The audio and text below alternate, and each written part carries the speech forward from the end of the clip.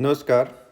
Class 11 geography chapter 1 भूगोल एक विषय के रूप में इसके इम्पोर्टेंट देखते हैं कि आपको क्वेश्चन से पहले कौन से हिस्से रिवाइज कर लेने चाहिए। नंबर 1, जीआईएस क्या होता है, कंप्यूटर कार्टोग्राफी क्या होती है यानी कार्टोग्राफी किसे कहते हैं।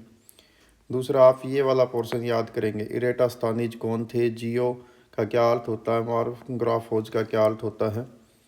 ठीक है, इसी प्रकार से आप यहाँ पर देखेंगे कि जो ज्योग्राफी है इसके अंतर्गत कौन से फिजिकल फैक्टर अध्ययन किए जाते हैं, कौन से ह्यूमन फैक्टर अध्ययन किए जाते हैं।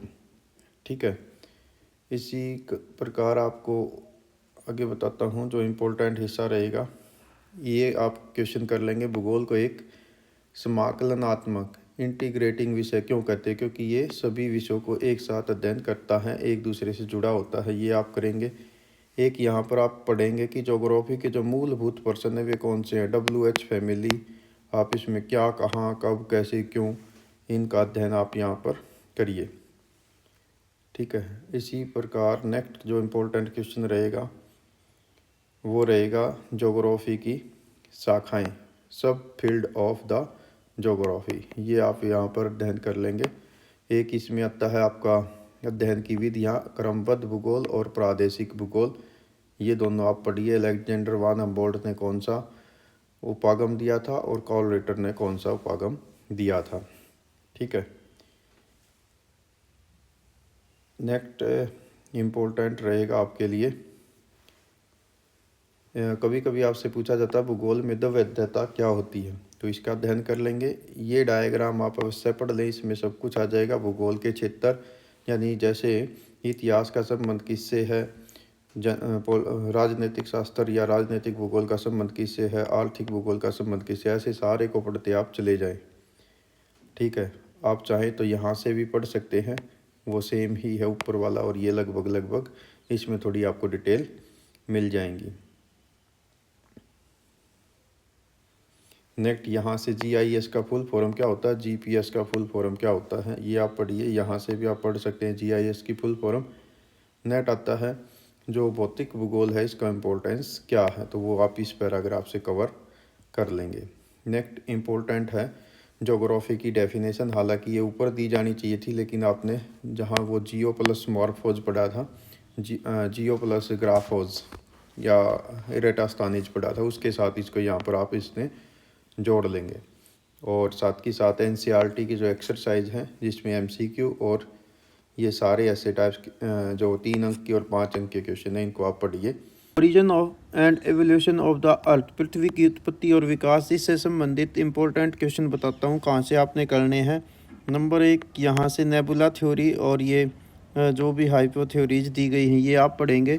इसके अलावा बिग बैंग घटना कब हुई थी, किसने इसको एक्सप्लेन किया था, इसको आप पढ़िए। एडविन हब्बल द्वारा 1920 में इसको बताया था, और 13.7 या 13.8 बिलियन ईयर्स पहले ये जो है घटना हुई थी। ठीक है, इसी प्रकार से यहाँ से ये आप इसकी इम्पोर्टेंट डेट याद कर लेंगे, 13.7 बिलियन। इसी प्रकार नेक्स्ट आप जो इम्पोर्टेंट हिस्सा रहेगा वो एक यहाँ पर आप पढ़ लें, लाइट ईयर के बारे में, ये इम्पोर्टेंट हिस्सा रहेगा। ठीक है, इसी प्रकार से नेक्स्ट अर्थ की एज कितनी है, 4600 मिलियन ईयर्स या 4.6 बिलियन ईयर। ठीक है, देन आप यहाँ पर पढ़िए कि फोटोसिंथेसिस की प्रक्रिया कब शुरू हुई और डीगैसिंग क्या होती है। इसके साथ साथ जो इम्पोर्टेंट हिस्सा रहेगा वो ये था कि जो हमारी अर्थ है उस पर जो ओशन है उनकी उत्पत्ति कब हुई, या अर्थ पर लाइफ की उत्पत्ति कब हुई थी, 3.8 बिलियन ईयर अगो। ठीक है, इसी प्रकार से जो फोटोसिंथेसिस की प्रोसेस है ये कब शुरू हुई, तो ये आप यहाँ से पढ़िए। और पृथ्वी पर जो लाइफ है उसकी शुरुआत कब हुई, तो ये इम्पोर्टेंट हिस्सा यहाँ पर रहने वाला है। तो ये था आपके चैप्टर का क्विक रिव्यू कि आप कहाँ कहाँ से जो है क्विकली रिवाइज अपने चैप्टर को कर लेंगे। ठीक है, एक बार ब्रीफ से बता देता हूँ कि नंबर 1 आप क्या करेंगे, एक तो बिग बैंग इवेंट देख लेना, ठीक है। बिग बैंग ये हुई थी 13.7 बिलियन। फिर सन की उत्पत्ति ये 5 to 6 बिलियन ईयर पहले। फिर अर्थ की उत्पत्ति हुई थी 4.6 बिलियन, ठीक है। देन मून की उत्पत्ति आपसे पूछी जा सकती है 4.4 बिलियंस। फिर अर्थ पर लाइफ जो शुरू हुई थी वो हुई थी 3.8 बिलियंस। तो ये इम्पोर्टेंट ईयर्स रहेंगे, तो ये आप ज़रूर याद कर लें। इंटीरियर ऑफ द अर्थ, पृथ्वी की आंतरिक संरचना, इसके इम्पोर्टेंट हिस्से बताता हूँ कहाँ से आप रिवाइज करेंगे। नंबर 1, आपको पृथ्वी के रेडियस का पता होना चाहिए कि पृथ्वी की जो केंद्र है वो कितनी गहराई पर है। दूसरा, पृथ्वी पर आज तक का हमने सबसे गहरा जो माइनिंग की है वो कहाँ पर की है, कितने किलोमीटर गहरी है। तीसरा, पृथ्वी पर जो सबसे गहरा जो कोला को ड्रिल है वो 12 किलोमीटर का कोला क्षेत्र आर्कटिक क्षेत्र में किया गया, ये आप याद कर लेंगे, ठीक है। इसके अलावा पृथ्वी के जो ये बड़े क्वेश्चनों में इनडायरेक्ट और डायरेक्ट सोर्स को आप याद करिए, ठीक है। और इसके साथ साथ यहाँ पर अर्थक्वेक से रिलेटेड हाइपो सेंटर क्या होता है, फोकस क्या होता है या एपिक सेंटर क्या होता है, इसको पढ़ के रखिए, ठीक है। सिस्मोग्राफ क्या है, यानी अर्थक्वेक को कैसे मापते हैं। बॉडी वेव्स और सरफेस वेव्स क्या होती हैं, ठीक है। ये तीनों टाइप्स की PS एंड सरफेस वेव या L वेव जिनको बोलते हैं वे क्या होती हैं, इनको आप पढ़ें, ठीक है। इसके साथ साथ अर्थक्वेक का जो शैडो जोन है वो क्या है, वो कितने कितने डिग्री में बनता है, S का कितने में, P का कितने में, तो ठीक है, इसको आप यहाँ से पढ़ लेंगे, ठीक है। ये आप डायग्राम भी यहाँ से पढ़ लें, इनमें दोनों में ये S का शैडो जोन है, ये P का ये P का था, ये S का शैडो जोन है, ठीक है। इसी प्रकार से फिर जो मर्केली स्केल और रिक्टर स्केल हैं इन दोनों के बारे में आप पढ़ के रखें, यहाँ पर ये इम्पोर्टेंट रहेगा। दैन रहेगा इफ़ेक्ट अर्थक्वेक के, और थोड़ा बहुत आप जानें ज़रूर कि सुनामी क्या होती है। और 26 दिसंबर ये वाली जो थी ना, 26 दिसंबर ये आई थी आपकी 26/12/2004, इसको आप याद रखेंगे इसमें, ठीक है। देन ऐसे टाइप क्वेश्चन के अंदर ये इम्पोर्टेंट रहेगा पृथ्वी का जो तीनों भाग हैं, ठीक। ये ज़मीन के नीचे कितनी गहराई है, समुद्र के नीचे कितनी है और हिमालय के नीचे कितनी है, ये रखिए। इस फिगर को आप ज़रूर पढ़ लेंगे, बहुत बार सोर्स बेस्ड में ये दी जाती है, ठीक है। मैग्मा क्या होता है, लावा क्या होता है, इसका अंतर आप समझ लेंगे, ठीक है। पृथ्वी की का जो कोर भाग है वो उसकी गहराई कितनी, ये आप देखें। इसके अलावा वोल्केनो में सील्ड वोल्केनो क्या होते हैं, सिंडर वोल्केनो क्या होते हैं, काल्डेरा क्या होता है, ठीक है। काल्डेरा ये रहा है काल्डेरा, तो इसको आप पढ़ के रखेंगे। इसके साथ साथ जो पृथ्वी की ये वाला डायग्राम है इसको पढ़ लें, इससे रिलेटेड, ठीक है। कि लैकोलिथ क्या होता है, फैकोलिथ क्या होता है, लैपोलिथ या बैथोलिथ क्या होता है, सील या डाइक क्या होते हैं। तो distribution of ocean and continent, इसके इंपॉर्टेंट क्वेश्चन देखते हैं क्या है। नंबर 1, आपको पता होना चाहिए पृथ्वी पर कितना हिस्सा स्थल है, कितना हिस्सा पानी है। देन कॉन्टिनेंटल ड्रिफ्ट थ्योरी क्या है, पेंजिया क्या था, पेंथालासा क्या था, कब इसका विभाजन हुआ था। इसके अलावा किसने सबसे पहली बार जो कॉन्टिनेंटल ड्रिफ्ट थ्योरी है उसके बारे में बताया था, इब्राहिम वॉल्ट एलिस के बारे में पढ़िए। अल्फ्रेड वैगनर कौन था, कहाँ का था, कब उसने ये सिद्धांत दिया था कॉन्टिनेंटल ड्रिफ्ट थ्योरी का, ठीक है। देन आप पढ़िए कि लॉरेशिया में कौन से हिस्से शामिल थे, गोंडवाना लैंड में कौन से हिस्से शामिल थे, ठीक है। देन कॉन्टिनेंटल ड्रिफ्ट थ्योरी के सिद्धांत जो एविडेंस हैं ये कौन से हैं, ये आपका इम्पोर्टेंट क्वेश्चन रहेगा 5 अंक के लिए, ठीक है। तो इसको आप कर लेंगे। छोटे क्वेश्चनों में आप ये ज़रूर पढ़ लें कि टिलाइट क्या होता है, प्लेसर निक्षेप क्या होते हैं, इसके अंदर कौन कौन से जो जैसे सोना है ये सब मिलते हैं, तो ये आप ज़रूर इसमें पढ़ लेंगे,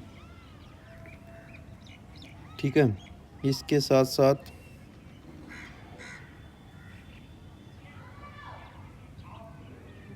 तो ये तो सारे इसके सबूत में ही आ जाएंगे। ये जो मैप है इस मैप को आप ज़रूर पढ़ लेंगे। यहाँ पर जो रिंग ऑफ फायर है इसके बारे में आपको पता होना चाहिए मैप पे, ठीक है। और इसके अलावा यहाँ पर मिड अटलांटिक रिज है अटलांटिक ओशन में, इसको आप पढ़ के रखेंगे। तो ये है। इसके साथ साथ ये जो फिगर है इसको आप ज़रूर पढ़ लें कि जो यहाँ पर डाइवर्जेंट प्लेट बाउंड्री होती हैं ये क्या होती हैं, कन्वर्जेंट प्लेट बाउंड्री क्या होती हैं। ठीक है, तो इन सब के बारे में आप ज़रूर पढ़ के रखिए। इसके साथ साथ इस वाली पिक्चर से आप पढ़ लेंगे कि जो हमारी पृथ्वी का इतिहास है वो कैसे कैसे प्लेट जो हैं वो टूटी थी। ठीक है, प्लेट टेक्टोनिक, ये भी इम्पोर्टेंट क्वेश्चन आपका रहने वाला है। ठीक है, इसके साथ साथ ये वाला मैप भी आपका इम्पोर्टेंट रहेगा। इसमें 2 टाइप से आपने पढ़ना है कि जो बड़ी प्लेटें वे कौन सी हैं और जो छोटी प्लेटें वे कौन सी हैं। ठीक है, तो इसको मैप की सहायता से आप कर लेंगे। इसके साथ साथ जो इंडियन प्लेट मूवमेंट है इसको, ये इम्पोर्टेंट क्वेश्चन रहेगा कि इंडियन प्लेट जो है वो लगातार नॉर्थ की ओर मूव कर रही है, तो इसके बारे में आप पढ़ के रखेंगे। तो ये रहेंगे इस चैप्टर के important question. Chapter 5 geomorphic process, भूआकृतिक प्रक्रियाओं से इम्पोर्टेंट क्वेश्चन क्या रहेंगे। सबसे पहले तो पृथ्वी की उत्पत्ति कैसे हुई, पृथ्वी की जो भूप्रपट्टी, यहाँ पर बहुत सारे क्वेश्चन हैं। धरातल असमतल क्यों है, यहाँ से इसका उत्तर मिल जाएगा आपको। देन आपने पढ़ना है एक्सोजेनिक और इंडोजेनिक फोर्सेज, यानी बहिर्जनित बल और अंतर्जनित बल क्या होते हैं। देन यहाँ आ जाओगे आप ग्रेडेशन, यानी तल संतुलन क्या होता है, या अधिवर्ती या तलोचन क्या होता है, ये सब आप पढ़िए। ठीक है, यहाँ तक आप इसको कवर कर ले। उसके आगे आ जाएंगे आप, यहाँ पढ़ेंगे कि जियोमॉर्फिक प्रोसेस क्या होती हैं, इसके एजेंट कौन से होते हैं, मास मोमेंट, या ये वाला पैराग्राफ आप पढ़िए और ये वाला पैराग्राफ आप पढ़ लीजिए। इसके साथ साथ ये जो 2 लाइन है ये ज़रूर पढ़िए कि कौन से जियोमॉर्फिक एजेंट होते हैं। इन क्वेश्चनों को आप पढ़ सकते हैं। ठीक है, और इनके उत्तर नीचे मिल जाएंगे आपको। ठीक है, देन आ जाइए आप इंडोजेनिक प्रोसेस पे, इस पे, और ये वाला क्वेश्चन आपका इम्पोर्टेंट रहेगा, पटल विरूपण। इसके ये 4-5 पॉइंट यहाँ पर दिए गए, ये इसके कारण हो जाएंगे। देन आ जाएगा कि वोल्केनिज्म क्या होता है, यानी वोल्केनो से रिलेटेड। उसके बाद आप पढ़िए बहिर्जनित बल, बाह्य बल जो रहते हैं वो सूर्य के द्वारा किस प्रकार से एनर्जी लेकर और कार्य करते हैं। ठीक है, यहाँ से एक शब्द आप पढ़िए डेनोटेशन, इसका मतलब क्या होता है और ये किस प्रकार से कार्य करते हैं। देन इम्पोर्टेंट क्वेश्चन 5 नंबर का रहेगा वेदरिंग और इसके 3 टाइप्स। ये 5 अंक का क्वेश्चन रहेगा इम्पोर्टेंट, इसको आप पढ़िए। इसमें ये सारे रासायनिक अपक्षय, भौतिक अपक्षय, जैविक अपक्षय, ये सारे इसमें आ जाएंगे। लास्ट में आप अपक्षय का महत्व ये बताइए। ठीक है, यहाँ पर ये आ गया, वो यहाँ पर इसके इफेक्ट हैं या इसका महत्व है। देन आ जाएगा मास मूवमेंट या बल संचलन क्या होता है, इसके कारक कौन से होते हैं, यहाँ से आप ये कारक बताइए। इसके अलावा देन नेक्स्ट इम्पोर्टेंट टॉपिक आएगा भूस्खलन क्या होता है, लैंडस्लाइड, और इसके क्या कारण है, कौन कौन से एरिया इससे प्रभावित रहते हैं। ठीक है, उसके आगे आता है इम्पोर्टेंट क्वेश्चन मृदा अपरदन क्या है और निक्षेपण क्या है। ठीक है, और इसको नियंत्रित करने वाले कारक कौन से होते हैं, ये आप यहाँ से पढ़ लेंगे। लास्ट नेक्स्ट इम्पोर्टेंट क्वेश्चन है सॉइल फॉर्मेशन क्या होती है और इसकी प्रोसेस क्या रहेगी और इसके फैक्टर कौन से हैं, फैक्टर इम्पोर्टेंट रहेंगे। ठीक है, तो यहाँ पर ये फैक्टर हैं, इनको पढ़िए और आगे इनकी डिटेल दे रखी है, इनको ब्रीफली आप 2-2, 3-3 लाइन में कन्वर्ट करके जो मेन बातें हैं वो यहाँ पर आप लिखेंगे। और इसके साथ साथ NCERT एक्सरसाइज के सभी क्वेश्चन आप तैयार कर लेंगे, MCQ भी 2-3 अंक के भी और 5 अंक के। चैप्टर नेक्स्ट है 6 भू आकृतिक क्रियाएं और उनका विकास, land form and their development. इसमें इम्पोर्टेंट क्वेश्चन जो पढ़ने हैं आपने वो बता देता हूँ। नंबर 1, ये पहला पैराग्राफ पढ़ लीजिए, लैंडस्केप में और लैंड फॉर्म में क्या अंतर होता है, यहाँ पर इसको पढ़िए, नीचे इसका आंसर आपको मिल जाएगा। उससे आगे आप पढ़ेंगे कि जो जियोमॉर्फिक प्रोसेस होती हैं वो किस प्रकार से काम करती हैं, यानी उसमें आप नंबर 1 यहाँ से करेंगे वाटर से रिलेटेड एक्टिविटीज़, कि पानी किस प्रकार से एक्टिविटी करता है, कौन सी उसकी अवस्थाएं होती हैं। ठीक है, यूथ फॉर्म में कौन से जो लैंडस्केप बनेंगे, मैच्योर में कौन से बनेंगे, ओल्ड एज में कौन से बनेंगे। यहाँ पर आप पढ़िए मोनोडॉक्स क्या होता है, पेनीप्लेन क्या होता है, ये इंपॉर्टेंट रहेंगे, लाइफ टाइम ये आपके काम आएंगे क्वेश्चन। इसके अलावा यहाँ पर आप आ जाएंगे कि जो रिवर होती है, रिवर के द्वारा जो लैंडस्केप है, खासकर ये है इरोजन, अपरदित सतल रूप, ये आप पढ़ते जाइए। घाटियाँ, गॉर्ज, वी आकार की घाटी, इसके अलावा ये सब आप पढ़ते जाएं। इनको हेडिंग बना लेंगे, इनका डायग्राम भी आप पेपर में ज़रूर बनाएं, ठीक है। एक 5 अंक का क्वेश्चन मोस्टली आ जाता है। देन है निक्षेप से, तो ऐसे आएंगे कि मान लो रिवर का आ गया तो उसके रिवर के कार्य पूछे जाएंगे कि अपलटनात्मक सतल रूप और निक्षेपणात्मक सतल रूपों का चित्र सहित वर्णन करें, तो ऐसे आप बताएंगे, ठीक है। तो ये सारे निक्षेपण से रिलेटेड हैं, इसको कंटिन्यू करेंगे। ब्रीफ हेडिंग 3-4 लाइन में उसको एक्सप्लेन करना और डायग्राम बनाना, ये आपने तरीका अपनाना। देन ऐसे ही भौमजल, उसके अपलटनात्मक सतल रूप और उसके फिर सारे इसको एक्सप्लेन करेंगे, ये इसके डायग्राम हो जाएंगे सारे, ठीक है। उसके साथ साथ नेक्स्ट आपका हो जाएगा उसके निक्षेपणात्मक सतल रूप, ठीक है। इनको आप बताइए, ये इंपॉर्टेंट रहता है, कभी कभी ये 3 अंक का क्वेश्चन अलग पूछ लिया जाता है। देन है ग्लेशियर और इसके कार्य, इसके अपरदन के सतल रूप कौन से हैं, इसके निक्षेपण के सतल रूप कौन से हैं, ठीक है। ये सारे आप इसको कंटिन्यू कवर करते चले जाइए लगातार। बहुत बढ़िया चैप्टर ये, ऑलमोस्ट ज्योग्राफी आपको इसमें कवर कर देता है। तो ये आपका बेस स्ट्रॉन्ग करने के लिए सबसे बढ़िया और इम्पोर्टेंट चैप्टर है। तो मैं कहूँगा कि इस सारे चैप्टर को आप अध्ययन करके रखें, जब भी मौका मिले तो आप इसको रिवाइज करिए। देन पवन से रिलेटेड अपलटनात्मक और निक्षेपणात्मक सतल रूप। उसके बाद आता है आपका, ये पूछ लिया जाता है कि सैंड ड्यून्स आगे कैसे शिफ्ट होते हैं, ये इम्पोर्टेंट रहेगा।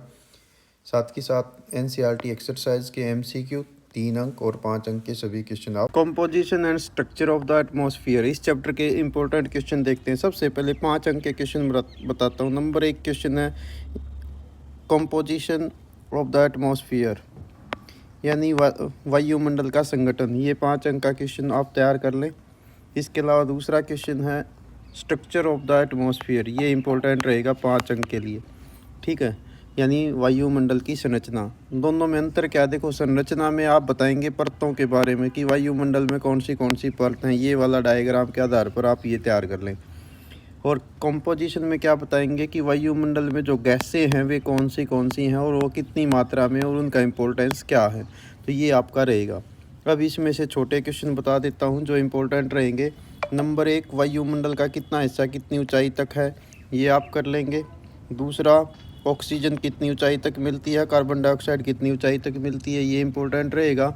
ग्रीन हाउस गैसें क्या होती हैं, ओजोन लेयर क्या है, कितनी ऊंचाई पर मिलती है, अल्ट्रावायलेट रेज को वह कैसे रोकती है, वाटर वेपर्स क्या होते हैं, इनका क्या इंपॉर्टेंस है, डस्ट पार्टिकल्स क्या होते हैं, इनका क्या इंपॉर्टेंस है, ठीक है। स्ट्रक्चर में आप बताएंगे कि ट्रोपोस्फियर क्या है, ट्रोपोपोज क्या होती है, जो नॉर्मल लैप्स रेट होता है प्रत्येक 165 मीटर की ऊंचाई पर 1 डिग्री टेम्परेचर गिरना, वो क्या है, ट्रोपोपोज क्या है, ठीक है। इसके अलावा आप कर लेंगे भाई ओजोन लेयर क्या है, मेसोस्फीयर क्या होती है, और अरोराज क्या हैं, कितनी ऊंचाई पर मिलते हैं, कौन सी परत रेडियो तरंगों को वापस धरती पर रिफ्लेक्ट कर देती है, ठीक है। तो ये सारे, और लास्ट में एक्सोस्फीयर क्या होता है।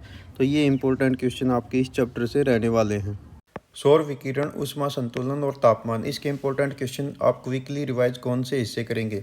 सबसे पहले आप यहाँ से शुरुआत करेंगे। सौर विकिरण क्या है, इसको इंसोलेशन क्यों कहते हैं, पृथ्वी का आकार कैसा है, कितनी ऊर्जा हमें मिलती है, कब सूर्य पृथ्वी से सबसे दूर होता है, कब नज़दीक होता है, एपहेलियन या अपसौर और पेरीहेलियन यानी उपसौर ये क्या होते हैं, पेरीजी क्या होती है, ये चंद्रमा से रिलेटेड है। इसी प्रकार से पृथ्वी की सतह पर तापमान को नियंत्रित करने वाले फैक्टर्स कौन से होते हैं, ये आप यहाँ पर अध्ययन करिए। ये आपके हेडिंग हो जाएंगे और इनको डायग्राम के द्वारा आपने बताना है। देन ये इंपॉर्टेंट क्वेश्चन रहेगा कि जो वायुमंडल है वो किन किन तरीक़ों से गर्म होता है, ये 3 तरीके आप इसमें पढ़ लेंगे, ठीक है। इसके साथ साथ देन है पृथ्वी का heat budget. Heat budget important रहता है। इस डायग्राम के द्वारा आप इस सारे कंसेप्ट को समझ सकते हैं कि क्या कैसे गर्मी आती है और कैसे पृथ्वी इसको रिलीज कर देती है। इसी में आप एल्बिडो पढ़ लेंगे, ये इसी का हिस्सा है। देन इम्पोर्टेंट क्वेश्चन है नेक्स्ट 5 अंक के लिहाज से कि तापमान क्या होता है, इसको नियंत्रित करने वाले कारक कौन से होते हैं। इन कारकों को लिखिए और इनको एक्सप्लेन करते चले जाइए हेडिंग के साथ। ठीक है, इस मैप का भी आप अध्ययन कर सकते हैं जो आपको आसानी से समझा देगा कि पृथ्वी पर टेम्परेचर कैसे कंट्रोल होता है। नॉर्मल लैप्स रेट क्या होती है, ये इम्पोर्टेंट रहेगा। ठीक है, तो इस सारे को आप कवर कर लेंगे। इसके साथ साथ लास्ट टॉपिक आता है तापमान का व्युत्क्रमण, इनवर्जन ऑफ द टेम्परेचर। ये क्या होता है, यानी ऊंचाई के साथ साथ तापमान घटने की बजाय यदि तापमान बढ़ने लग जाए तो इसको इन्वर्जन ऑफ द टेम्परेचर कहते हैं। लास्ट ये दो टॉपिक भी एक बार रीड कर लेंगे। ठीक है, एनसीईआरटी एक्सरसाइज में एमसीक्यू 3 अंक के क्वेश्चन और 5 अंक के क्वेश्चन भी आप सभी रिवाइज करके रखें। वायुमंडलीय परिसंचरण, एटमॉस्फेरिक सर्कुलेशन और मौसम प्रणालियाँ, वेदर सिस्टम, इसमें क्या क्या आप तैयार करेंगे इसको एक बार क्विकली देखते हैं। नंबर 1, एयर प्रेशर क्या होता है, इसको किस यंत्र से मापा जाता है, वो कितने टाइप्स के होते हैं। फिर वायु दबाव का ऊर्ध्वाधर, वर्टिकल का मतलब ऊंचाई की ओर कैसे वेरिएशन आएगा, कितना मिलीबार ये नॉर्मली रहता है समुद्र तल पे, ऊंचाई के साथ साथ इस पर क्या प्रभाव पड़ेगा, ये आप पढ़ेंगे। देन आप पढ़ेंगे कि वायु दबाव का जो हॉरिजेंटल डिस्ट्रीब्यूशन, क्षैतिज वितरण है, वो कैसा है, उसको आप पढ़ेंगे। ठीक है, ये मैप भी आप अध्ययन कर लें, ये आपकी मदद करेंगे सीजन के अनुसार कि जुलाई में कैसा होता है, जनवरी में कैसा होता है। देन आता है कि जो विंड होती हैं उनकी दिशा को निर्धारित करने वाले फैक्टर कौन से होते हैं, एयर प्रेशर उसमें किस प्रकार से योगदान देता है, कॉरियोलिस फोर्स ये इंपॉर्टेंट रहेगा। ठीक है, ये आप इसमें, देन ये आपका इधर आ जाएगा प्रेशर ग्रेडियंट्स क्या होता है, वायु दबाव का पवनों के साथ क्या संबंध है। एक ये इम्पोर्टेंट रहेगा कि चक्रवात किस गोलार्ध में किस दिशा में रोटेट करते हैं, उसके पीछे कौन सा नियम है। एक इम्पोर्टेंट हिस्सा रहता है ITCZ क्या है, इसको इम्पोर्टेंट करके आप अध्ययन करेंगे। देन इम्पोर्टेंट रहेगा जो लोकल विंड है, सीजनल विंड है, वे कौन सी होती हैं, कैसे वे काम करती हैं। ठीक है, 3 अंक के क्वेश्चनों में ये बहुत बार आपसे पूछा जाता है कि सी ब्रिज और लैंड ब्रिज क्या होती हैं, माउंटेन ब्रिज और वैली ब्रिज क्या होती हैं, तो ये आप अध्ययन कर लेंगे। ठीक है, इसी प्रकार से देन है एयर मासेस क्या होते हैं, ये कहाँ जनरेट होते हैं, फ्रंट क्या होते हैं, ये किस प्रकार के होते हैं या कितनी टाइप्स के होते हैं। और लास्ट ये आपका आएगा एक्स्ट्रा ट्रॉपिकल साइक्लोन, जिनको टेम्परेट साइक्लोन कहते हैं। इसी में आप WD वेस्टर्न डिस्टर्बेंस का भी अध्ययन कर लेंगे। और इम्पोर्टेंट हिस्सा रहेगा साइक्लोन क्या होते हैं, कहाँ पैदा होते हैं, किस समुद्र में किस नाम से इसको जाना जाता है, इसकी आइडियल दशाएं क्या होती हैं, ये इम्पोर्टेंट रहेगा। ठीक है, तो ये आप इसमें पढ़ेंगे। लास्ट में आप पढ़ेंगे टॉर्नेडो या थंडर स्टॉर्म, ये क्या होते हैं, ये दोनों अलग अलग कंसेप्ट हैं, दोनों को आप पढ़िए। जब ये टॉर्नेडो पानी की सतह पर चले जाएंगे तो इसे वाटर स्प्राउट या जल स्तंभ कहते हैं, तो ये इंपॉर्टेंट रहेगा। देन एनसीईआरटी के तीनों टाइप्स के क्वेश्चन। वाटर इन एटमॉस्फेयर, इस चैप्टर के इंपॉर्टेंट क्वेश्चन देखते हैं। नंबर 1 आपको ह्यूमिडिटी के बारे में पढ़ लेना है। एब्सोल्यूट ह्यूमिडिटी क्या होती है, रिलेटिव ह्यूमिडिटी क्या होती है, यानी निरपेक्ष आर्द्रता, सापेक्ष आर्द्रता ये क्या होती है, सैचुरेटेड एयर क्या होती है, ड्यू पॉइंट किसे कहते हैं। ठीक है, ये सारे आप इसमें से कर लेंगे। फिर आपने संघनन के बारे में पढ़ना है, वाष्पीकरण के बारे में पढ़ना, ये इंपॉर्टेंट रहेंगे। इसके साथ साथ यहाँ पर इम्पोर्टेंट टॉपिक हैं, ये छोटे छोटे पैराग्राफ हैं। ओस क्या होती है, पाला किसे कहते हैं, फॉग में और मिस्ट में क्या अंतर होता है। ठीक है, देन इम्पोर्टेंट हिस्सा रहेगा क्लाउड्स का, कि क्लाउड क्या होते हैं, कितने टाइप्स के होते हैं, सबसे ऊंचे क्लाउड कौन से हैं, बीच वाले कौन से हैं। ठीक है, बारिश वाले क्लाउड कौन से होते हैं।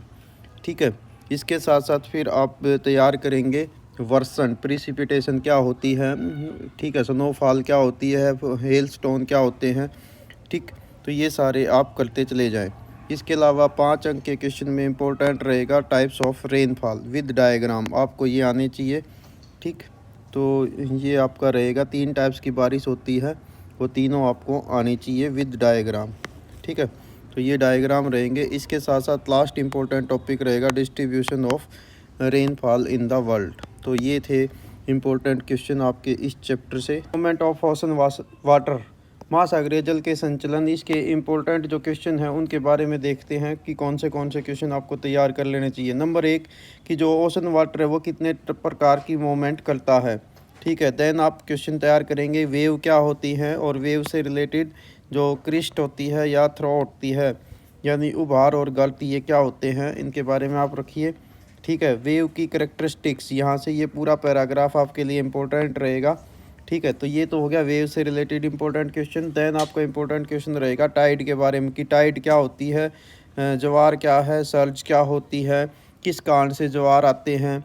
ठीक है, तो ये तीनों डायग्राम आपको आने चाहिए।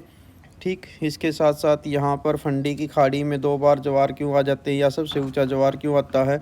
नेक्स्ट इंपॉर्टेंट क्वेश्चन रहेगा कि जो टाइड है वो कितने टाइप्स के होते हैं। इनमें से भी खासकर आपको आने चाहिए स्प्रिंग टाइड और नीप टाइड, ये दोनों इंपॉर्टेंट रहेंगे।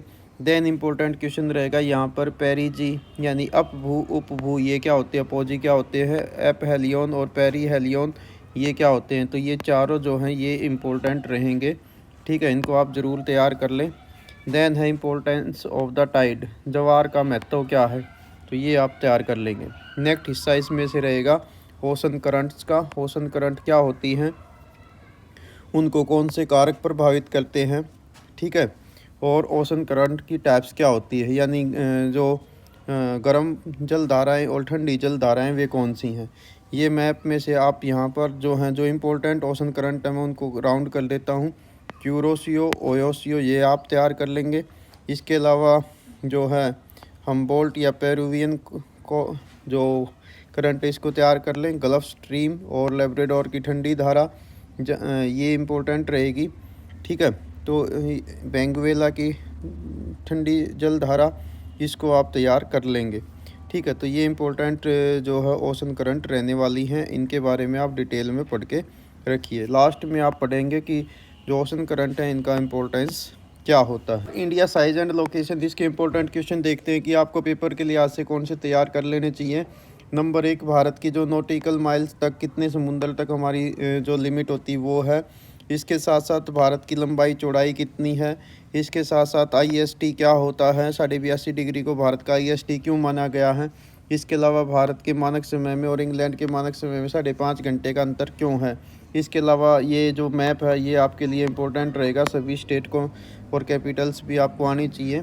ठीक है, इसके साथ साथ जो नेक्स्ट है इंडिया के जो टोटल एरिया वो कितना है, इंडिया का साइज़ कैसा है, कौन से देश इससे बड़े हैं, कौन से देश इससे छोटे हैं, ये आपको मालूम होना चाहिए। कौन से जलीय क्षेत्र भारत को कवर करते हैं ये आपको आना चाहिए। इसके साथ साथ भारत के जो पड़ोसी देश हैं उनका सीक्वेंस आपको पता होना चाहिए, कौन से देश हैं किस दिशा में। दैन भारत की जो जलीय सीमा की लंबाई है, सतलीय सीमा की लंबाई है वो कितनी है। ठीक है, तो और इंडियन सब कॉन्टिनेंट में कौन से देश शामिल हैं। यानी आपको मैं कहूँगा कि आप इस वाले मैप को ध्यान से पढ़ लें। इस पूरे मैप में से कौन से हमारे नेबरिंग कंट्री हैं, ठीक है, इन सब के बारे में पढ़ के रखिए। और ये आपको सीक्वेंस में भी आने चाहिए, दाएं कौन सा है, बाएं कौन सा है, नॉर्थ में कौन सा, साउथ में कौन सा है। तो ये वाला हिस्सा रहेगा आपका important. Structure and physiography, Bharat की संरचना, भौतिक संरचना के बारे में जो चैप्टर है इसके इम्पोर्टेंट क्वेश्चन देखते हैं कि आपके कौन से तैयार कर लेने चाहिए। नंबर 1 जो क्वेश्चन है आपको जो भारत के डिवीज़न हैं उनके बारे में ज़रूर आ जाना चाहिए यहाँ से। ये वाला क्वेश्चन जो है ये इम्पोर्टेंट रहेगा 5 अंक के लिए। ठीक है, इसके साथ साथ ये वाला जो मैप है इसको डीपली आप अध्ययन करिए, बहुत इंपॉर्टेंट रहने वाला है। ठीक, इसी प्रकार से ये जो सारे हैं अब इनमें से कोई ना कोई आपसे एक क्वेश्चन पूछा जाएगा। ठीक है, अब मैं इनके बारे में ज़्यादा डिटेल नहीं बताऊंगा, ये तो 5 अंक का क्वेश्चन हो ही जाएगा, इनमें से किसी एक को। दैन छोटे क्वेश्चनों में भाबर और तराई क्या होते हैं, बांगर और खादर क्या होते हैं, इनका अंतर आपको मालूम होना चाहिए। ठीक है, इसके साथ साथ जो हिमालय की जो 3 श्रृंखलाएँ वे कौन सी हैं, ग्रेट हिमालय क्या है, लोअर हिमालय क्या है, इनका अंतर आप जानेंगे। पेनिनसुला, प्लेट्यू, जब इनको डीपली आप अध्ययन करेंगे तो इसके जो सब डिवीज़न है इनको पढ़ के रखिए। ठीक है, साथ ही साथ आप देखेंगे जो भारत की जो डेजर्ट है, कोल्ड डेजर्ट और इसके वर्सेस आपका हॉट डेजर्ट, ये आपको ज़रूर आना चाहिए, यानी थार मरुस्थल और लद्दाख, इसके बारे में आप ज़रूर पढ़ें। इसके अलावा कोस्टल प्लेन ये इम्पोर्टेंट रहेगा। ठीक है, इसके अलावा एक इम्पोर्टेंट क्वेश्चन रहेगा भारत के द्वीप समूह, यानी भारत के इधर वाले कौन से द्वीप हैं और इधर कौन से द्वीप हैं, इन दोनों को आपको आना चाहिए, यानी अरेबियन सी के और बे ऑफ बंगाल के जो द्वीप हैं। तो ये सब, तो ऐसे आपका ये चैप्टर इम्पोर्टेंट रहने वाला है। ड्रेनेज सिस्टम, इसके इम्पोर्टेंट क्वेश्चन देखते हैं कि आपने कौन से क्वेश्चन को तैयार कर लेना है। नंबर एक, भारत के जो ड्रेनेज पैटर्न होते हैं ये कौन से होते हैं, इनको आप तैयार करेंगे। देन ये वाला जो मैप है ये मैप इम्पोर्टेंट आपका रहने वाला है। इसमें भी खासकर आप यहाँ से देखेंगे कि यदि आप यहाँ वेस्ट से यहाँ ईस्ट की ओर जाएं तो कौन सी रिवर आपके रास्ते में आएंगी और कौन सी रिवर आपके रास्ते में नहीं आएंगी। ठीक है, तो ऐसे आप ध्यान रखेंगे। इसके अलावा ये मैप टॉपिक भी इम्पोर्टेंट रहेगा, मैप पे इससे क्वेश्चन पूछे जाएंगे। ठीक है, इसके साथ साथ यहाँ पर आपको ध्यान रखना है कि जो भारत में ड्रेनेज सिस्टम है वे कौन से हैं, यानी हिमालय रिवर वर्सेस जो पेनिनसुला इंडिया की रिवर हैं उन दोनों में, यानी हिमालय की नदियों में और प्रायद्वीप भारत की नदियों में अंतर आप बताएंगे। देन ये पैरा पढ़ लो कि कितनी नदियों का पानी बे ऑफ बंगाल में जाता है और कितने का पानी जो है वो अरेबियन सी में जाता है। ठीक है, तो ऐसे आप इसको पढ़ लेंगे। देन ये इनको सबको पढ़ते चले जाएं। इंडस रिवर सिस्टम क्या होता है, इसमें कौन सी नदियाँ शामिल हैं। इसके साथ साथ जो नमामि गंगे प्रोग्राम है इसको आप पढ़ लें, ये तो 12th में भी आपके काम आएगा। ठीक है, और इनको आप डीपली पढ़ जाएँ। ठीक है, चंबल रिवर क्या है, गंडक रिवर क्या है, इनको एक बार ब्रीफली आप पढ़ लें। ठीक है, मेन क्वेश्चन आपका रहेगा कि जो उत्तर भारत की नदियाँ और प्रायद्वीप भारत की नदियाँ उन दोनों में क्या अंतर है। ठीक है, तो इस प्रकार से आप क्वेश्चन इसको तैयार कर लेंगे। ठीक है, तो और डिटेल तो मैं इसमें से क्या बताऊं। हाँ, एनसीईआरटी एक्सरसाइज के सभी क्वेश्चन जो जितने भी एमसीक्यूज हैं सभी चैप्टर्स के अंदर, उन सभी एमसीक्यूज को आप तैयार कर लें और जो क्वेश्चन यहाँ पर दिए गए हैं इनको आप देख लें, उनके अनुसार भी क्वेश्चन बहुत सारे आपके आने वाले हैं। चैप्टर 4 क्लाइमेट, इसके इम्पोर्टेंट क्वेश्चन देखते हैं कि आपने कौन से हिस्सों को रिवाइज कर लेना। नंबर 1 आप देखेंगे कि वेदर और क्लाइमेट इसमें क्या अंतर होता है, इसके कौन कौन से एजेंट या एलिमेंट्स होते हैं। ठीक है, भारत में मानसून एक रूपता लाने में किस प्रकार से योगदान निभाता है और भारत के अंदर कौन से हिस्से हैं जहाँ पर एक्सट्रीम गर्मी या एक्सट्रीम ठंड या एक्सट्रीम बारिश या एक्सट्रीम ड्राइनेस होता है, ये वाला हिस्सा आप यहाँ से कवर कर लेंगे। ठीक है, देन आप ये वाला हिस्सा पढ़ेंगे कि कोरोमंडल तट पर कब बारिश होती है, गारो खासी जयंतिया में सबसे ज़्यादा बारिश क्यों होती है, चेरापूंजी और मौसिन राम का और जैसलमेर का इन्वर्जन जो रेनफॉल कंडीशन वो क्या है, भारत की जलवायु को प्रभावित करने वाले फैक्टर कौन से होते हैं, ये 5 अंक में नॉर्मली पूछा जाता है, तो इसके सारे फैक्टर्स आप पढ़ेंगे। ITCZ क्या है, ये 3 अंक का क्वेश्चन इंपॉर्टेंट रहेगा, इसको डायग्राम से आप एक्सप्लेन करेंगे। एल नीनो का भारत के मौसम पर क्या प्रभाव पड़ता है, ये भी इम्पोर्टेंट क्वेश्चन है। ठीक है, देन भारत के मानसून की प्रकृति कैसी है या उसकी फीचर्स आप इसमें बताएंगे। ठीक है, ये भी इम्पोर्टेंट हिस्सा रहने वाला है। ठीक है, और देन आपका ये मानसून से रिलेटेड हो जाएगा कि मानसून का आगमन कैसे होता है, मानसून ब्रेक क्या होता है, मानसून विच्छेदन का मतलब ब्रेक यानी बीच में बारिश का न होना, ये होता है रिट्रीटिंग ऑफ मानसून, वापस कैसे लौटती है, कैसे वो बारिश करती है। तो यहाँ तक मानसून का हो जाएगा। उसके बाद आ जाएंगे सीजन, इनमें से कोई भी एक सीजन आपके पेपर में नॉर्मली 5 अंक के क्वेश्चन में पूछा जाता है, तो आप सभी सीजन को अलग अलग करके पढ़ें कि एक सीजन पे मैं 5 अंक का क्वेश्चन कैसे लिख सकते हैं। तो इसमें मैं कहूँगा कि ये सारा ही इम्पोर्टेंट है सब कुछ, तो इसको सारे को ऑलमोस्ट एक रीडिंग ले लें, इसमें से 5 या 6 पॉइंट छाँट लें और उनको फिर 3-3 4-4 लाइन में एक्सप्लेन कर दें, यदि एग्जाम्पल दे सकते हैं तो वो दें। ठीक है, ऐसे ही ग्रीष्म काल का, ऐसे ही शीतकाल का। अच्छा, ये इम्पोर्टेंट रहेगा आपका, जिसमें आपका आ जाएगा मैंगो सावर, इसके अलावा फूलों वाली बौछार, काल बैसाखी और लू, और बारदोली छीड़ा भी आप इसको कहते हैं आसाम में, तो ये इम्पोर्टेंट है। देन आपका ये जो मानसून का आगमन है, मानसून सीजन, ये इम्पोर्टेंट रहता है। मानसून की ब्रांचेज कौन सी होती, कैसे वो भारत में बारिश करती हैं। ठीक है, तो इस सारे को आप पढ़ के रखिए। लास्ट में कभी कभी आपसे ये वाला हिस्सा पूछ लिया जाता है, छोटा सा 1 अंक का कोई क्वेश्चन यहाँ से आ सकता है, और यहाँ पर कभी कभी 5 अंक में ये पूछा जाता है भारत में वर्षा के डिस्ट्रीब्यूशन का वर्णन आप करिए। लास्ट इम्पोर्टेंट क्वेश्चन रहता है भारत के मानसून का भारत के जीवन पर क्या प्रभाव है।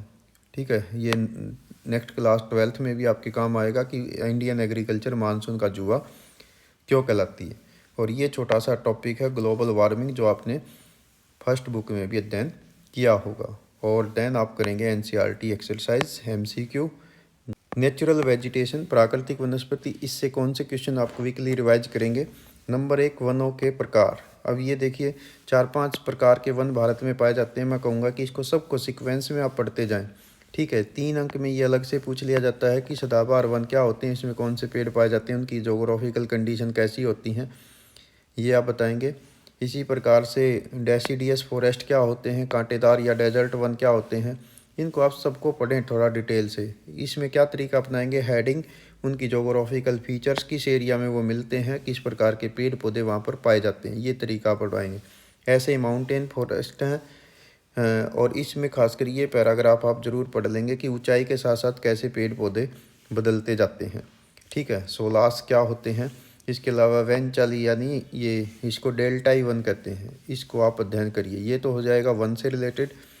देन यहाँ से आपका टॉपिक बदलेगा कि जो वाइल्ड लाइफ कंजर्वेशन या फॉरेस्ट कंजर्वेशन है वो क्या है, कौन से कानून भारत में बनाए गए हैं, इसके लिए क्या क्या उद्देश्य हैं, किस प्रकार से पब्लिक वेलफेयर इसमें किया जा सकता है।